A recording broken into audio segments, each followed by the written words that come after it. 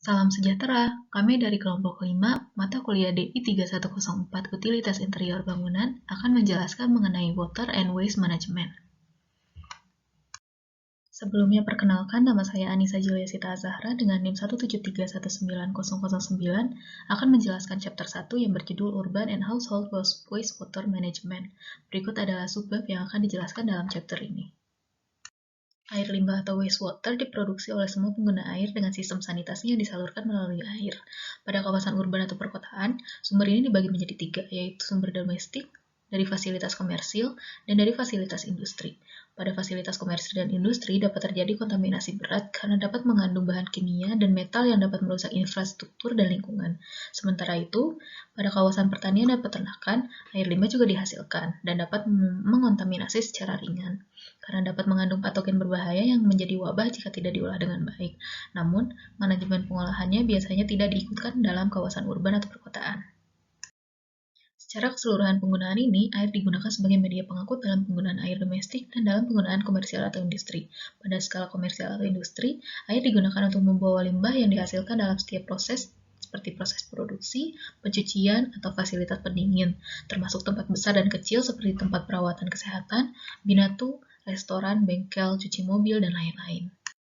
Pengelolaan air limbah di perkotaan meliputi seluruh kegiatan dan upaya yang bertujuan untuk mengumpulkan, mengolah, membuang air limbah untuk menjaga kesehatan dan keselamatan masyarakat. Semua upaya ini wajib diberikan oleh tiap pemerintah daerah setempat. Pada saat yang bersamaan, warga dan seluruh pihak yang terlibat ini secara otomatis menjadi pengguna layanan pengolahan air limbah itu sendiri. Pada dasarnya, ada dua jenis sistem dan layanan pengelolaan air limbah di Indonesia. Yang pertama adalah on-site wastewater treatment dan disposal system. Sistem ini biasanya terdiri dari tangki septik atau septic tank dan fasilitas serupa, baik pada skala individu maupun komunitas. Sistem ini juga menghasilkan lumpur yang disebut juga sebagai limbah yang perlu dikumpulkan terlebih dahulu untuk kemudian diangkut dan dirawat secara memadai di instalasi pengolahan limbah dan kotoran tertentu seperti instalasi pengolahan lumpur tinja, ILPT, atau masuk ke IPAL umum. Yang kedua adalah off-site wastewater treatment dan disposal system yang dikembangkan dari sistem pengumpulan, pengolahan, dan pembuangan yang terdiri dari jaringan saluran pembuangan umum dan instalasi pengolahan air limbah. Regulasi pemerintah tentang manajemen air limbah domestik dikeluarkan oleh Kementerian Pekerjaan Umum dan Perumahan Rakyat yang mendefinisikan air limbah domestik sebagai air yang telah digunakan dalam rumah tangga atau permukiman yang berasal dari kegiatan rumah tangga.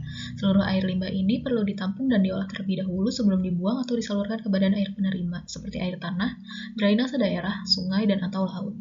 Pada gambar di bawah terdapat bagian bagaimana pipa-pipa disusun untuk mengolah air limbah terlebih dahulu sebelum disalurkan ke dalam drainase daerah setempat. Pengolahan air limbah domestik rumah tangga biasanya menggunakan septic tank yang harus memenuhi kriteria Perencanaan Standar Nasional Indonesia Nomor 32398 Tahun 2002 tentang tata cara perencanaan tangki septik.